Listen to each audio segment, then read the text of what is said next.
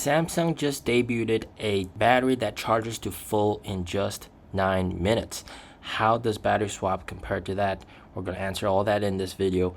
But first, what you're seeing on screen is the construction process, absolutely mesmerizing, of the 4th gen NIO swap station. You can see the amount of work that goes into building a swap station. And a quick recap of Gen 4 swap stations: it has 23 batteries, it can do 480 swaps per day, swapping time is decreased by 22%, you can get a swap within 2 minutes and 33 seconds, it has 6 LiDAR with 4 NVIDIA Orin X chips, which allows cars without LiDAR to do autonomous swaps without a person inside the car.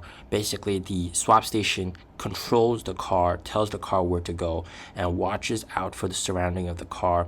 It has a 60 square meter solar roof, able to generate 18,000 kilowatt hours of electricity per year. So here we have it. Samsung debuts EV battery with 600-mile charge in 9 minutes, 20-year lifespan. Very cool. Of course, it's a solid state battery, and well, being a solid state battery, you know for a fact it ain't gonna be cheap. Very impressive though, 270 watt hours per kilogram, very dense. However, this battery will definitely not be affordable. All right, you know, NIO's solid state battery, which is semi-solid state battery, 150 kilowatt hours, that cost as much as an ET5 to build. And keeping in mind, all right, with NIO's swap stations, you can actually temporarily upgrade to this battery, to NIO solid state battery, without having to buy the battery. So for other EV owners, if you want to get this kind of performance, you have to fork out a leg, an arm and a leg to buy this performance. It's going to be very, very expensive. Whereas for NIO, you can swap into the solid state battery and then get super long range. Now, the other thing to really keep in mind is the capacity for a place to provide that electricity, that amount of electricity. And here you can see in this image, you got a swap station here, and then you got Li Auto's 5C super fast chargers. And unfortunately, this location just could not provide the amount of electricity to power these charging stations. All right, these 5C fast chargers, it demands too much electricity, and the grid cannot supply that much electricity. So when you see that kind of metric, 9 minutes to charge 600 miles, you need the electric grid to have that capacity, but also you need to have nobody else charging next to you. And if you look at this picture, you can see a swap station over there, and then you have Li Auto's 5C chargers. And what's going on is, of course, this area has a limited amount of electricity output, and partially is going to NIO, and then the other is going to Li Auto's 5C chargers, but that's not enough to get them to full speed. All right, and also if you just look at this video, which I made back in August 6th of 2023, when I interviewed Beijing's general manager, one of the things he said was secure electricity capacity. You see, this is a very important thing, electricity capacity. And what you're seeing here is the electricity capacity, is secured by NIO. And these guys, Li Auto 5C chargers, ain't got no more capacity. So you can't even charge at full speed. And even if you could charge at full speed, the advertised full speed, you got to remember, all right, if you have anybody else charging next to you, you're not going to get that advertised speed. Okay, it's just not gonna happen. All right, so in that essence, you're almost never going to get that advertised 9 minutes to charge to full. You'll only get that when nobody else around you is charging, and when there's very low demand for electricity from the grid. So probably like maybe 3 a.m. in a desolate super fast charging place. All right. And then here, this is very interesting, all right? So I'll just quickly translate this on the fly. So it's like 23 o'clock, 11 p.m., and then this person was driving the Li Auto Mega at a 5C super fast charger, and when he was charging for 2 minutes, all the surrounding chargers short-circuited, all right? Everybody short-circuited, and it was just a bloodbath. It was terrible. And then here you got the situation, everybody short-circuited, and it's just simply because of the fact that the grid cannot supply that much electricity.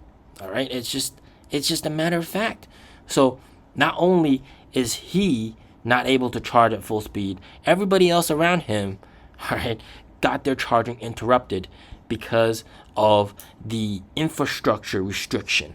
And Dr. Shinfei actually hit back at this. This is very interesting. This is Dr. Shinfei, by the way, NIO's head of NIO Power. You can tell that he's tweeting this on NIO phone, Android. This is Weibo, by the way.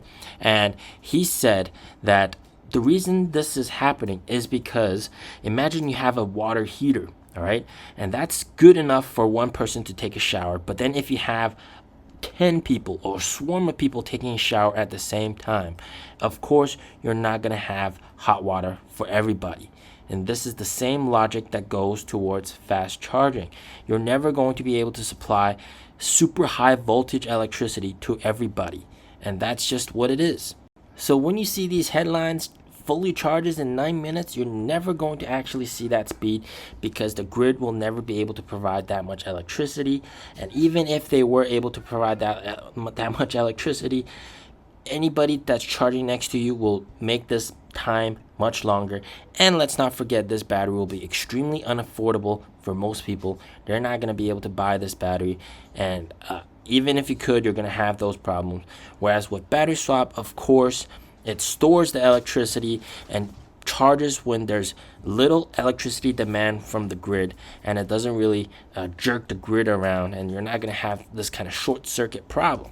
And that's also why you're seeing a lot of energy companies invest into swap stations, partner with NIO to get swap stations for grid stabilization. They know that these fast chargers really destabilize the grid. So with a swap station, right, when there's high demand for electricity, they can actually get some electricity from the swap station and provide that to those superchargers so the grid doesn't go haywire.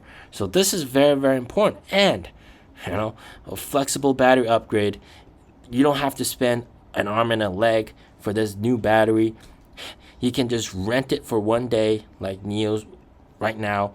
You can spend like $20 per day to rent the 150 kilowatt hour battery pack, and that gets you about 1,000 plus kilometers of range on the ET7, and just use it for your long distance road trip.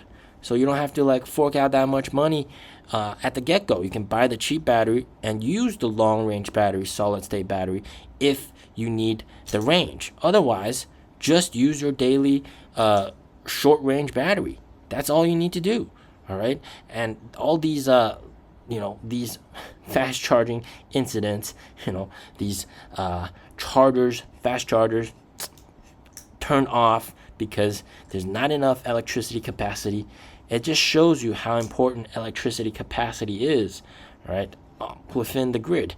So at the end of the day, swapping will always win. All right, swapping will always win.